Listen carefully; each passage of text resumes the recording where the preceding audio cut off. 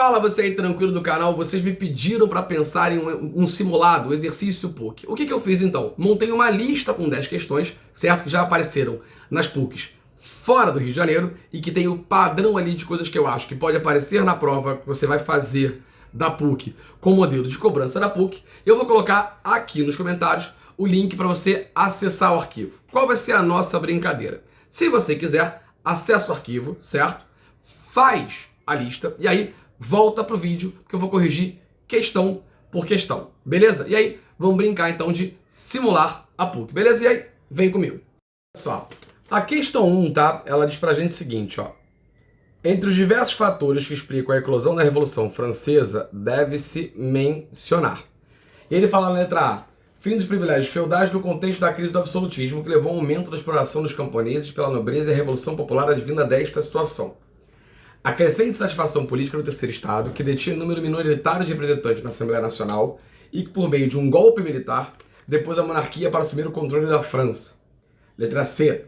Ampla difusão de ideias iluministas, somadas à indignação popular em um contexto de grave crise econômica e perda de prestígio da nobreza e de seus valores.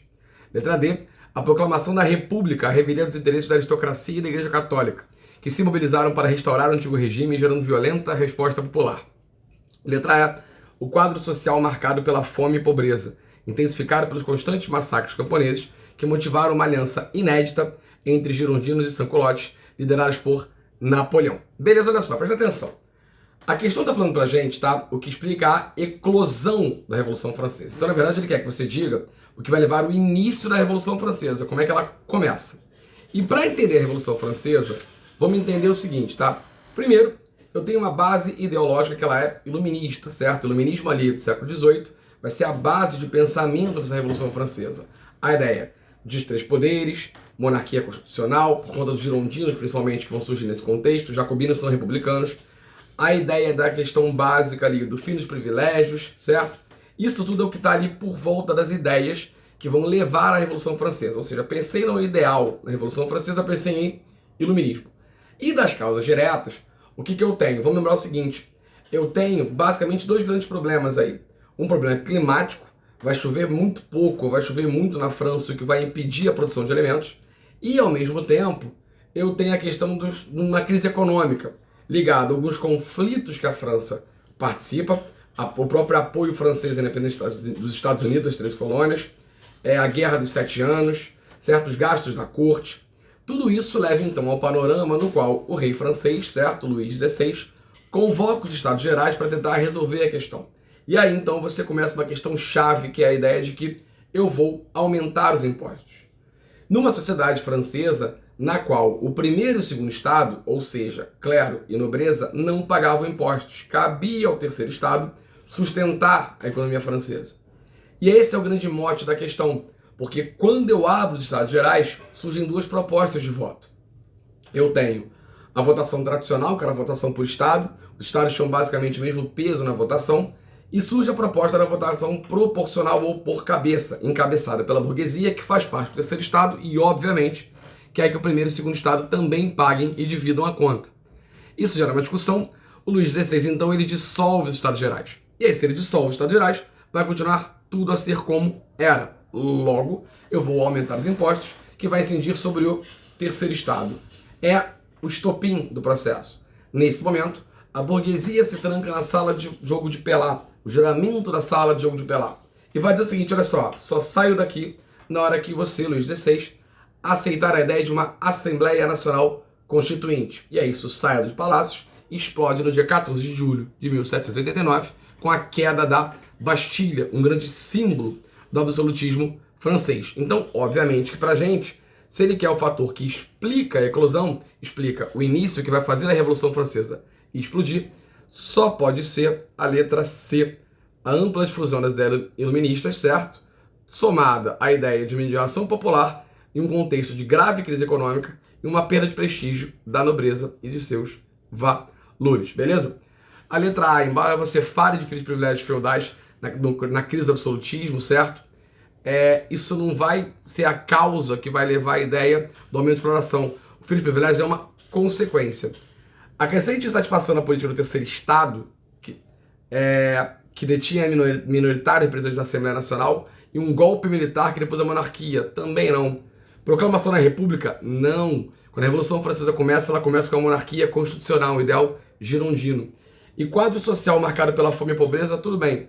Um constante massacre camponês, até pode ser. Mas você não tem uma aliança entre girondinos e sans-culottes liderados por Napoleão. Napoleão está no final desse processo. Beleza? Então, volta para cá. E aí matamos a questão número 1. Vamos à segunda questão agora, beleza? Vamos embora. Vem comigo, olha só. O movimento direta já, que marcou a cena política brasileira, defendia. Então vamos lá, que a questão quer que a gente faça, que a gente encontre, então, o que as diretas já defendem, certo? No caso, defendiam. E ele fala pra gente ali, na letra A, realização imediata de eleições diretas para presidente da República, visto que o país se encontrava sob um regime militar, proposta que não foi aprovada pelo Congresso Nacional, pressionada pelos militares no poder. Letra B, aprovação da emenda constitucional Dante de Oliveira, que propiciaria a abertura democrática com a legalização de partidos, anistia política e eleições diretas vetada pelo presidente em exercício João Figueiredo. Letra C, transição para a democracia apoiando Tancredo Neves nas eleições indiretas, como presidente temporário, mediante o compromisso assumido por este de que a democracia plena seria restaurada. Letra D, pronta a convocação de uma Assembleia Constituinte eleita diretamente pelo povo e a revogação da Constituição de 1967, que havia legalizado o governo militar, sendo, entretanto, rejeitada pelo Congresso Nacional. E letra E, instituição de um sistema eleitoral que abrangesse todos os cargos políticos e que seria administrado por um tribunal específico, controlado pelo Supremo Tribunal Federal, STF, a fim de evitar manobras políticas. Pois bem, olha só. Ele quer que você descubra aí o que as diretas já defendiam. E vamos lembrar o seguinte, tá? Eu tô ali nos dois últimos presidentes militares do Brasil de 64 a 85, Geisel e Figueiredo. E o Geisel, que começa anteriormente, né? Ele começava com aquela proposta de uma abertura lenta, gradual e segura. E aí, nesses dois presidentes, nós temos medidas importantes, como, por exemplo, o fim do AI-2, o fim do bipartidarismo, o que vai fazer com que surjam novos partidos e a mudança de alguns nomes. A Arena vira PDS, o MDB vira PMDB. Surge o PT, surge o PDT, certo? No final do governo Geisel, por exemplo, eu tenho o fim do AI-5. E aí, quando você tem o Figueiredo ali, essa pressão que você está tendo para acabar com o regime militar, com a ditadura militar, vai ganhar um aspecto, um caráter popular na chamada movimento das diretas já. A população vai para a rua querendo votar para presidente. E aí você vai colocar figuras políticas, artistas, todo mundo querendo ali o fim da ditadura. Isso acaba levando a que então você tenha a emenda constitucional Dante de Oliveira, que vai pegar esse movimento das ruas, a direta já, e vai transformar em emenda constitucional. Porém, você não consegue aprovar a emenda Dante de Oliveira. Arma-se ali uma manobra e você não tem o número de votos necessários para aprovação da emenda. O que você consegue, na verdade, é um meio termo. Você vai ter uma eleição de um civil para presidência, os militares vão sair do poder, porém, esse civil vai ser eleito de forma indireta. Surgem então dois candidatos, Tancredo Neves, pelo PMDB, e Paulo Maluf, pelo PDS. Uma ala do PDS, revoltado com o nome do Maluf, rompe e forma a chamada Frente Liberal. Indica Sarney como vice para poder apoiar Tancredo. O resultado, Tancredo Neves é eleito, porém morre em 21 de abril de 1985. Assume no seu lugar José Sarney, o seu primeiro presidente civil a governar o Brasil pós a ditadura militar. E olha que interessante, ele vinha da Frente Liberal, que vinha do PDS, que era a antiga Arena. Não existe transição mais lenta, mais gradual e principalmente mais segura do que essa. Mas aí, vamos para a questão, olha só. Ele quer o que a direta já defende, ou defendiam no caso. Então, óbvio para a gente, só pode ser a letra A. Ela defendia uma realização de uma eleição direta para presidente, certo? Visto que se encontrava sob o regime militar, ditadura, porém essa proposta não é aprovada pelo Congresso, beleza? A B está errada porque a emenda de Oliveira não foi aprovada. A C está errada porque você não vai ter Tancredo sendo eleito para ser um presidente temporário. A D, você não tem basicamente ali a ideia de uma constituinte eleita diretamente pelo povo, certo? E a revogação de 67, não. Isso vai sair de 88, mas você não vai ter uma constituinte eleita diretamente pelo povo, tá? E a letra E, você não tem aqui uma instituição de sistema eleitoral que abrangesse todos os cargos. Não, nada disso, certo? Se ele quer o que a direta já falou, só pode ser então melhor defende, só pode ser então a letra A, beleza? E aí, vamos lá, voltou para mim. terceira questão do nosso simuladinho. Vamos embora. Vamos lá, olha só. A chamada partilha da África foi um violento processo histórico que... Então, peraí, a gente está querendo basicamente aqui a ideia da tal da partilha da África, certo? É aí um processo histórico violento que... Letra A, culminou na Primeira Guerra Mundial, uma vez que houve uma corrida desenfreada, principalmente das potências imperialistas, França e Inglaterra, provocando vários conflitos militares e tensões políticas entre os dois países que desencadearam um conflito internacional. Letra B, resultou da corrida imperialista do século XIX, envolvendo países europeus e os Estados Unidos, cujo coroamento se deu com a Conferência de Berlim e definitiva delimitação das fronteiras coloniais. Letra C, se caracterizou pela gradual invasão e ocupação da África por forças militares europeias que, após a Primeira Guerra Mundial, fundaram colônias para a exploração de minérios, mão de obra escrava e consolidação de novas rotas comerciais. Letra D, dizimou grande contingente da população africana nas guerras de conquista, que ocorreram nesse período, marcadas pela aliança de vários reinos africanos e árabes contra invasores europeus. E letra E, ocorreu entre 1880 e a Primeira Guerra Mundial, e foi uma acirrada disputa territorial imperialista, por meio da qual França e Inglaterra tiveram o maior número de colônias do território africano. Beleza? Vamos lá. A partilha da África ela acontece dentro do contexto do imperialismo. Segunda metade do século XIX, as potências europeias estão crescendo, o meu capitalismo, que era industrial ou livre concorrência, se torna monopolista, e uma necessidade de matéria-prima, mercado consumidor, faz que a Europa novamente saia da Europa em busca de áreas para explorar. Só que dessa vez, a justificativa básica para isso é o darwinismo social. A ideia de que eu tenho uma raça, teoricamente branca, que seria superior às demais raças, e por conta disso, levaria o desenvolvimento a essas nações, esses povos atrasados. Isso explode, por exemplo, na chamada Conferência de Berlim, onde estas nações europeias vão simplesmente dividir a África entre elas. Eu vou simplesmente passar uma régua no continente africano e vou discutir o que cabe para cada um nesse continente, certo? E aí, a consequência das disputas imperialistas vai acabar culminando na chamada Primeira Guerra Mundial. A Primeira Guerra Mundial é uma guerra por uma disputa imperialista. A questão do assassinato do arquiduque Francisco Ferdinando é simplesmente a ideia do estopim para a guerra. E aí, se você olhar para as opções, cuidado, porque tem algumas pegadinhas aí para te dar uma zoada. Então olha só, letra A, culminou na Primeira Guerra Mundial uma vez que houve uma corrida desenfreada, principalmente das potências imperialistas, França e Inglaterra, provocando vários conflitos militares. Tudo bem. E tensões políticas entre os dois países, o que desencadearam um conflito internacional. As tensões políticas da Primeira Guerra Mundial não vão ser entre Inglaterra e França. O grande elemento novo aí vai ser a Alemanha, principalmente a Alemanha, tá? Embora ela vá se unir à Itália, Império Austro-Húngaro, na chamada Tríplice Aliança. Então, cuidado com a letra A. Letra B. Resultou da corrida imperialista do século XIX, envolvendo os países europeus e os Estados Unidos, cujo coroamento se deu... Não! Eu não tenho os Estados Unidos se metendo nesse papo da partilha da África, tá? Esquece isso. C. Se caracterizou pela gradual invasão e ocupação da África por forças militares europeias, que após a Primeira Guerra Mundial, antes da Primeira Guerra Mundial, você tem a lógica do imperialismo e da Conferência de Berlim e da partilha da África. D.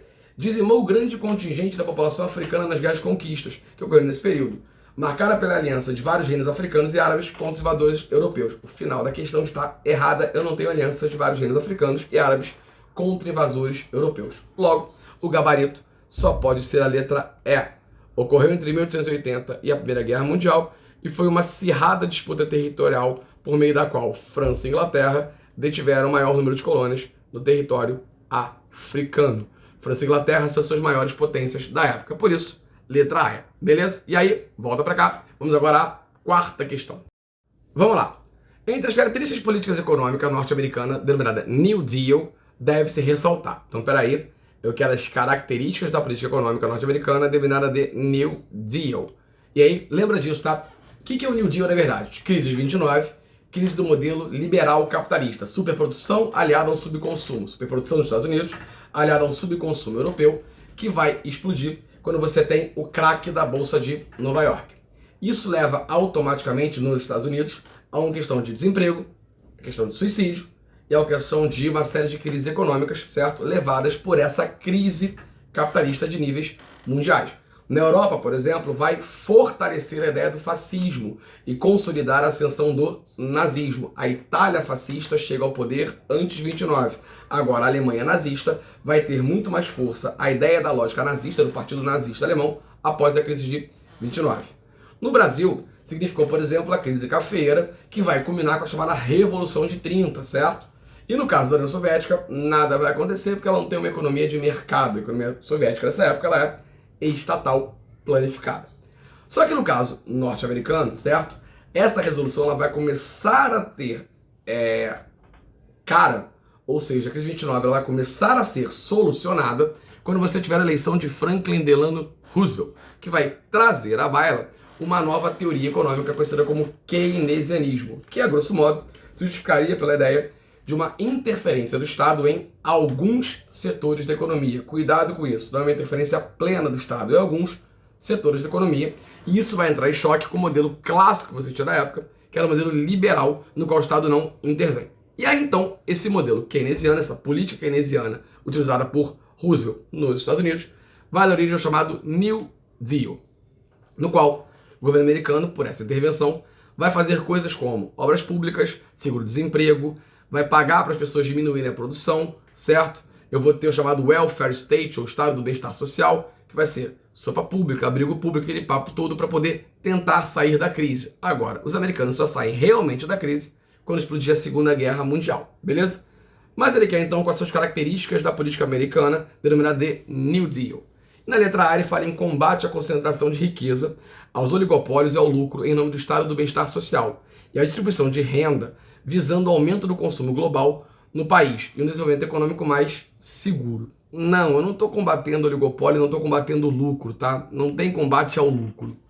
A letra B, ampliação do papel regulador do Estado na economia, pois no contexto da Grande Depressão, economistas concluíram que o liberalismo econômico desenfreado e a grande desigualdade social poderiam ser nefastos para a estabilidade econômica. Beleza, achamos a resposta.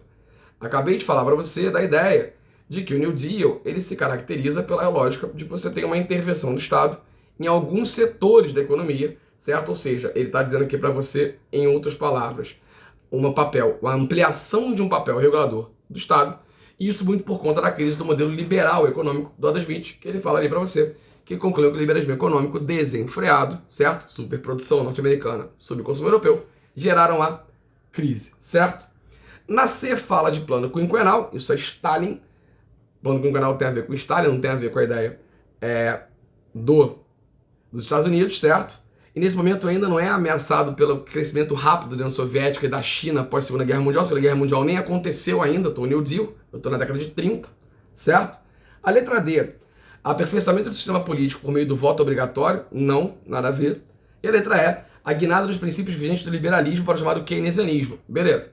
O nome da teoria é formulada por Franklin Delano Roosevelt. Não! Não é formulado por Franklin Delano Roosevelt. Isso aí por John Maynard Keynes, certo?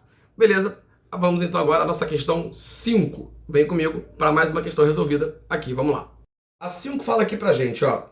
A indústria automotiva quase que não sai e a construção de estradas de rodagem foram especialmente estimulada no Brasil. E aí ele fala pra gente ali, de letra A, durante o Estado Novo, uma vez que um dos eixos da política econômica varguista era o desenvolvimento da indústria de bens de consumo e infraestrutura para a substituição e importação de bens duráveis. B. Pelo governo de Juscelino Kubitschek, que facilitou a instalação de indústrias automobilísticas em território nacional no bojo de sua política desenvolvimentista, que tinha como um dos focos a modernização da infraestrutura de transporte e industrialização. Letra C. Durante a presidência de Gaspar Dutra, quando foi empregado o Plano SALT, sigla que significava Saúde, Alimentação, Transporte e Energia, metas prioritárias de seu governo que receberam vultuosos investimentos com vistas ao fim do subdesenvolvimento, inspirado pela teoria da dependência. Letra D. Durante o chamado Milagre Brasileiro, quando foram executadas políticas econômicas nacionalistas com o apoio da CEPAL, certo? Que resultaram, por exemplo, na criação do Parque Industrial da região do ABC em São Paulo. Letra E. Pelo plano de metas desenvolvido durante o último governo Vargas, com a criação de um programa industrial estatal que contou com o apoio dos Estados Unidos como retribuição às bases militares cedidas pelo Brasil, esse país, durante a Segunda Guerra Mundial. Beleza? Vamos lá. Questão fácil. Se você olhou indústria automobilística, certo? E aí, por conta disso, rodovias para que esses carros possam andar, o presidente que vai dar o grande incremento a isso tudo é JK, certo? Quando você pegar o governo de JK, você vai ter o chamado plano de metas. A ideia é de você crescer 50 anos em 5.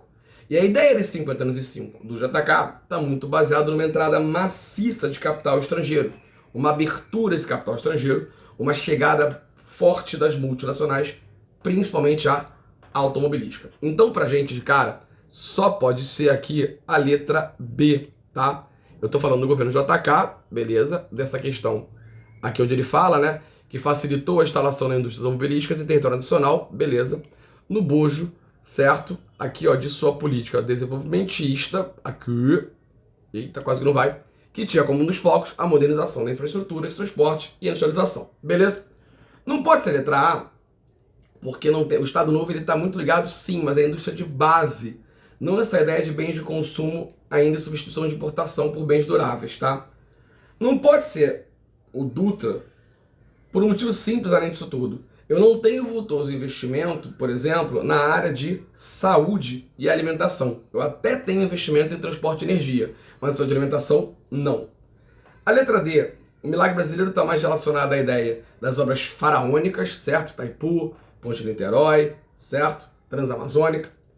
E a letra E, cara, é até plano de metas, mas o plano de metas não é de Vargas, é de JK. O que ele está falando aqui da ideia de um programa industrial estatal com apoio dos Estados Unidos está ligado ao Estado Novo, e ali é a ditadura de características fascistas de Vargas, e não ao governo onde você tem a ideia do automóvel que não é estatal, ele é multinacional, ligado à figura de Juscelino Kubitschek. Beleza? E agora então, vamos para a questão 6 do nosso simulado. Vamos lá, olha só. A 6 fala o seguinte, ó, aqui. A aprovação dos direitos trabalhistas reunidos na CLT, Consolidação do Direito do Trabalho, teve importante impacto nas relações de trabalho e na economia brasileira, pois essas leis. Vamos lá. Letra A. Contemplaram trabalhadores rurais e urbanos ao determinar o registro em carteira assinada, instituir o salário mínimo, extirpando práticas centenárias como o trabalho semi-escravo e o coronelismo. Letra B. Atender às reivindicações defendidas pelos sindicatos no contexto da criação das grandes empresas estatais e usinas brasileiras, que, fortalecidas, suplantaram a produtividade das multinacionais, permitindo a substituição de importações. Letra C. Sistematizaram procedimentos adotados na transição do trabalho escravo para o trabalho livre, porém executados de maneira informal até serem regularizadas com uma legislação nacional durante o governo provisório de Getúlio Vargas. Letra D. Garantiram que os operários, além de poderem sofrer e controlar direitos previstos em lei, muitos deles conquistas obtidas na Europa ainda durante a Revolução Industrial, pudessem atuar como cidadãos por meio do voto, que foi estendido aos analfabetos. Letra E. Resultaram de pressões sociais que cobravam direitos já assegurados em diversos países do mundo, como a jornada de horas de trabalho, garantindo ao mesmo tempo a aprovação popular ao governo autoritário vigente e algum avanço no sentido de modernização da economia. Beleza? Vamos lá. Para matar essa questão, vamos lembrar o seguinte, tá? Se eu estou falando de CLT, eu estou falando de Estado Novo. Lembra que a Vargas tem 3 fases: governo provisório, governo constitucional e Estado Novo. Em relação à questão trabalhista, tá? As principais eventos que a gente vai ter vai ser dentro da ideia do governo provisório, quando você criar as leis trabalhistas, certo? E no Estado Novo, quando você consolidar as leis do trabalho, tudo bem? Alguns pontos são importantes aqui. Primeiro, essas leis trabalhistas, elas não vão atingir, nesse momento, o trabalhador rural, só o trabalhador urbano. Isso é uma vibe ali que Vargas consegue manter um tal do estado de compromisso, ao mesmo tempo que ele garante ali um apoio rural, porque você vai deixar os coronéis continuarem explorando de boa, ele vai ali mexendo com o trabalhismo dele. Então não pode ser a letra A. A letra B, ele fala da ideia de você ter as reivindicações definidas pelos sindicatos no poder de criação das grandes empresas estatais e usinas brasileiras. Tudo bem, você até está tentando criar ali a ideia, né? Governo Estado Novo, a CSN, a Vale, eu estou pensando ali naquela ideia. Mas eu não estou suplantando nem produtividade multinacional, que nem tem grande quantidade aqui, nem chegou ainda, e substituindo importação, então não pode ser a B. A C fala em sistematizar procedimento adotado na transição do trabalho escravo para o trabalho livre, porém executado de forma informal, até serem regularizados com uma legislação nacional durante o governo provisório de Vargas. Não, eu quero saber da questão da CLT, não tem relação nenhuma com o que está dizendo aqui em nada. Letra D. Garantindo que os operários, além de poderem sofrer e cobrar direitos previstos em lei, e olha só, muitos deles conquistados obtidos na Europa ainda durante a Revolução Industrial. Não, se tem uma coisa que é clássica na Revolução Industrial, é que você explora o trabalhador. não tem jornada de trabalho, não tem franjas remuneradas, não tem salário mínimo. Daí o movimento operário ser tão forte no século XIX. Então, óbvio pra gente que só pode ser a letra E. Ou seja, resultaram de pressões sociais que cobravam direitos já assegurados em diversos países do mundo, como a jornada de 8 horas de trabalho, garantindo ao mesmo tempo a aprovação popular ao governo autoritário vigente e algum avanço no sentido da modernização da economia. Beleza? Questão 6 feita, vamos à 7 agora. Vamos lá. A 7 direta porque tem que ter uma direta dentro da ideia da prova da PUC. E ela é uma questão que você mata muito ali por data, tá? Porque olha só, aqui ó. Ao longo da Guerra Fria, alguns episódios que ocorreram na América Latina se tornaram marcos históricos desse conflito bipolar e de influência dos Estados Unidos na região. A exemplo, e ele vai para você. Letra A, crise dos mísseis em Cuba. Letra B, da renúncia de Salvador Allende no Chile. Letra C, do golpe que depois Jânio Quadros no Brasil. Letra D, das guerras Malvinas na Argentina. E letra E, das revoluções de 52 na Bolívia. Cara, vamos lá, olha só. Não tem muito o que pensar. O grande momento histórico, provavelmente, dessa América Latina, que tem assim a ideia de um grande conflito bipolar, só pode ser pra gente a letra A crise dos mísseis em Cuba. Quando você tem ali a União Soviética, e nesse momento Cuba já se aliou à União Soviética, a União Soviética simplesmente monta uma base de mísseis em Cuba, apontada para os Estados Unidos, tá? Não pode ser a B, porque a B está falando da renúncia de Salvador Allende. Salvador Allende não vai renunciar, ele vai tomar um golpe de Estado, apoiado pelos Estados Unidos, mas é um golpe de Estado. Ele sai morto do palácio, beleza? Então não é uma renúncia. Jânio Quadros, que seria a letra C, ele não sai por um golpe, ele renuncia o governo. Quem sai por um golpe é o vice dele, João Goulart, que é a tua ideia do golpe militar 64. A Guerra das Malvinas, na Argentina, é contra a Inglaterra, na década de 80, então também não está ligado à influência norte-americana. E a Revolução de 52 na Bolívia, muito menos. Essa é uma questão mais direta. Letra A.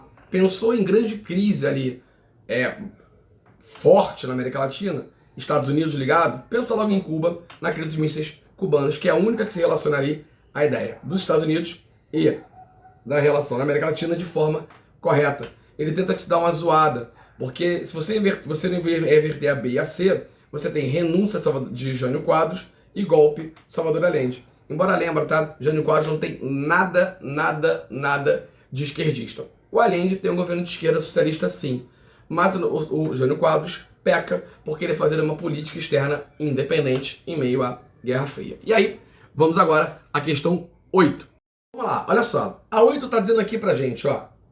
A chamada Primeira Revolução Industrial, iniciada na Inglaterra em meados do século XVIII, pode ser caracterizada, eu quero a característica dela. Então olha só, letra A, pelo cercamento das terras dos camponeses, pelo imperialismo sobre regiões atrasadas do mundo e pela crise do país no comércio internacional. Letra B, pela dispersão da produção em unidades familiares, pela reescravização dos trabalhadores das minas de carvão e pela política mercantilista. Letra C, pelo início de um processo de concentração fabril dos trabalhadores, pelo uso de máquinas a vapor e pelo predomínio da indústria têxtil. Letra D, pela consolidação dos sindicatos operários, pelo uso da eletricidade nas fábricas e pelo predomínio do capital financeiro. E letra E, pela criação de novas unidades produtivas, as fábricas, pela expansão das guildas de artesão e pela expansão do direito ao voto para operários. Essa questão ela é tranquila, ele quer que você fale mais ou menos o que é a Revolução Industrial, certo? Ela começa na Inglaterra por alguns fatores. Qual é a ideia do pioneirismo inglês? O próprio cercamento dos campos, que vai criar nas cidades inglesas uma mão de obra extremamente barata e abundante. As próprias revoluções inglesas do século XVII, que vão transformar a Inglaterra numa monarquia parlamentarista, dando alguma voz política para a burguesia, certo? As próprias reservas naturais de carvão, mineral e ferro que a Inglaterra tem. Isso tudo favorece ali a ideia da Inglaterra poder começar o processo da Revolução Industrial. E aí, qual é a grande ideia dessa Revolução Industrial, certo? Eu vou criar agora a ideia da consolidação da maquinofatura, por exemplo. A consolidação do capitalismo de modelo liberal ou industrial, aquele papo de que o Estado não deve intervir na economia. A criação de duas classes extremamente antagônicas, o patrão, dono do meio de produção, e o operário, que vende a sua força de trabalho, certo? Um aumento pesado na degradação ambiental. Tudo isso está relacionado a essa primeira revolução industrial, tudo bem? Então, obviamente, pra gente, Não pode ser letra A, porque a Inglaterra não vai ter uma crise no comércio internacional. A Inglaterra é potência, não tem como. A letra B tem que estar errada. Primeiro que você não tem uma reescravização dos trabalhadores das minas, não é interessante para a Revolução Industrial, e muito menos a política mercantilista, ao contrário dela. O mercantilismo seria o conjunto de práticas econômicas na qual o Estado intervém na economia. Eu defendo uma não intervenção, modelo liberal. Então, para a gente, tem que ser a letra C. Ou seja, eu tenho um processo de concentração fábrica dos trabalhadores, eles vão para as fábricas, a máquina a vapor e o predomínio da indústria têxtil, certo? A letra D falaria para você de consolidação do sindicato operário. Não, não tem nada a ver isso. Você não vai consolidar operário nenhum. O sindicato ele vai ser perseguido. Eu não sou a favor disso. E a letra E fala principalmente da ideia de expansão das guildas de artesão, isso é lá, Idade Média, e muito menos expansão de direito ao voto para os operários. Não tem relação nenhuma com aquilo que é caracterizada da chamada Primeira Revolução Industrial. Beleza? E aí, vamos para a 9 agora. A 9 diz o seguinte pra gente, olha só. A questão da concentração fundiária, os mecanismos de poder local, bem como a difícil sobrevivência por meio da agricultura, beleza, tá aqui, no Nordeste, foram fatores que contribuíram para a eclosão de movimentos populares com fortes líderes que atuaram no período republicano, como A. Cabanagem Balaiada, B. Coluna Pressa e Confederação do Equador, C. Sabinada e Conjuração Baiana, D. Revolta de Canudos e Cangaço, e E. Revolução Pernambucana aí, contestado. Essa é uma questão que ela é direta se você souber data e período histórico. Porque olha só, ele quer que você fale do período republicano. Então de cara já não pode ser letra A, porque Cabanagem e Balaiada são duas revoltas que acontecem no período regencial brasileiro. Aquele que vai ali de 1831, a abdicação de Dom Pedro I, a 1840, quando Dom Pedro II sobe ao poder, ainda menor de idade, pelo golpe da maioridade. Coluna Prestes e Confederação do Equador, você poderia até falar da Coluna Prestes na ideia do período republicano. Coluna Prestes ali é o ápice do teu tenentismo, certo? Entre 24 e 1927. Aquele movimento ali da baixa oficialidade do exército contra o governo republicano daquele momento, a oligarquia paulista, principalmente depois da eleição de Arthur Bernardes. Mas a Confederação do Equador, não. Ela é uma revolta do primeiro reinado contra o autoritarismo de Dom Pedro I, iniciada ali em Pernambuco e por conta de crises econômicas.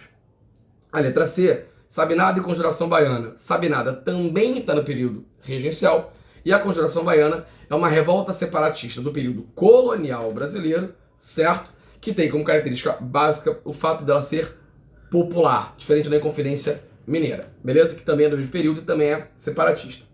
Letra D fala de Canudos e Cangaço. Essa é a resposta. Canudos, movimento messiânico, certo? Ou seja, movimento no qual o líder do movimento também tem um caráter de líder religioso, é o chamado beato, e que acontece por conta da estrutura fundiária e da crise do sertão brasileiro, basicamente ali na Bahia, certo? Em Belo Monte, no Arraial de Canudos. Vai ser acusada pelo governo de ser monarquista e fanática, fanatismo religioso. E essa ideia existe, na verdade, para você desqualificar a questão social da revolta. E o cangaço é o seu banditismo social. Vai durar até a década de 30, até Vargas. E, na verdade, a ideia ali de sertanejos que usam da sua força armada, da sua violência, para tentar resolver a sua situação de miséria. E a gente chama isso de banditismo social. E a letra E não pode ser porque a Revolução Pernambucana também é uma revolta separatista, só que da fase do período joanino, é Brasil colônia, mas aí já é Dom João VI aqui no Brasil. E contestado até pode ser, porque contestado é a sua segunda revolta messiânica. Eu tenho duas no Brasil, Canudos e Contestado. Contestado no sul do Brasil, liderado por José Maria. E Canudos por Antônio Conselheiro. Beleza? E vamos à última questão agora do seu simulado. A 10 fala aqui pra gente, ó. As imigrações ao Brasil no final do século XIX e começo do século XX tiveram impulso mediante a. Letra A. Criação da lei de terras que concedia ao imigrante a possibilidade de ocupar terras livres no território brasileiro, motivando a instalação de colônias na região sul. Letra B. Política de branqueamento oficializada pelo Estado, que contou com o apoio da Igreja Católica e o amparo de certas leis, como a que proibia o casamento interracial. Letra C. Subvenção às viagens oferecidas pelo governo brasileiro, acompanhada de uma propaganda positiva dos atrativos do Brasil como terra da oportunidade. Letra D. Instituição do sistema de parceria, que determinava que os custos da viagem e da subsistência do imigrante fossem arcados pelos fazendeiros e que esses se tornavam sócios usufruindo dos lucros das colheitas. Beleza? Vamos lá, letra E, desculpa. Política de substituição do trabalho escravo pelo trabalho livre. com a concessão pelo Estado de auxílios econômicos aos estrangeiros pobres e aos libertos que se dispusessem a trabalhar nas lavouras. Beleza? Olha só. A ideia básica é, tá? O que eu tenho no final do século XIX e no começo do século XX? Primeiro tem aquela fase ali que vai culminar na abolição da escravidão. Eusébio de Queiroz, Ventre Livre, Sexagenário, Lei Áurea. E ao mesmo tempo uma vinda maciça de imigrantes para cá. E aí por que o imigrante vem para cá? Basicamente por algumas razões. Primeiro, eles fogem dos conflitos europeus, que estão rolando nesse momento. Segundo, ele busca terra e trabalho.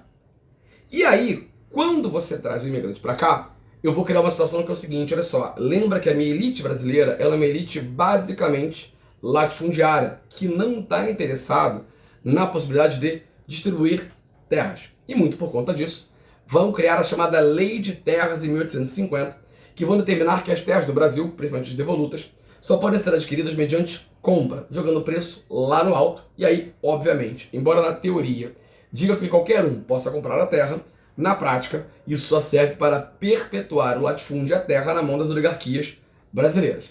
E de cara, então, já não pode ser a letra A, porque eu não vou motivar essa colonização, porque eu não vou criar uma possibilidade de ocupação de terras facilmente pelo imigrante. Eu dificulto essa ocupação. Logo, não pode ser a letra A. A vida do imigrante não tem a ver com uma política de embranqueamento do Estado, apoiado pela Igreja Católica e de leis que proíbem casamento interracial. Você não proíbe nada de casamento interracial. Você até tem sim uma política de branqueamento dada pelo Estado que vai oferecer a cidadania aos imigrantes que aqui estão. Tá naquela vibe lá de darwinismo social e achar que branquear a população significa desenvolvê-la, tá? Mas a B também não pode ser. C. Subvenção às viagens oferecidas pelo governo brasileiro, acompanhada de uma pequena propaganda positiva dos atrativos do Brasil como terra de oportunidade. A resposta é essa, tá? O que acontece? Eu vou ter, na verdade, é isso que a gente chamar de imigração subvencionada. E essa imigração subvencionada, ela vai acontecer exatamente por conta do fracasso da letra D. Porque a letra D fala de sistema de parceria. Isso vai rolar. E é exatamente isso, tá? Você vai ter os custos da viagem sendo arcados pelos fazendeiros. Mas qual é o erro da D? Esses imigrantes não vão se tornar sócios e muito menos vão ter lucros da colheita. Esses imigrantes vêm para cá devendo basicamente a alma e serão automaticamente explorados pelo seu patrão, pelo cafeicultor, que está acostumado muitas vezes a lidar com escravos, combinando em vários maltratos. Exatamente pelo fracasso do sistema da parceria é que o governo vai entrar com a imigração subvencionada, certo? E a letra E fala de auxílio do Estado econômico aos estrangeiros pobres e aos libertos que quisessem trabalhar nas lavouras. Não, isso não vai rolar, beleza? E aí, fechamos a 10ª questão. Chegamos ao fim do nosso pequeno simulado. Espero que tenha gostado, espero que tenha aproveitado, que tenha te ajudado a estudar, te tranquilizado para a prova. Não se esquece, continue aí curtindo o canal, continue aí compartilhando se você puder, para que mais pessoas conheçam o canal. E aí depois me conta como é que você foi na prova, se a lista ajudou, se não ajudou, se o canal vem ajudando. E abraço e boa prova.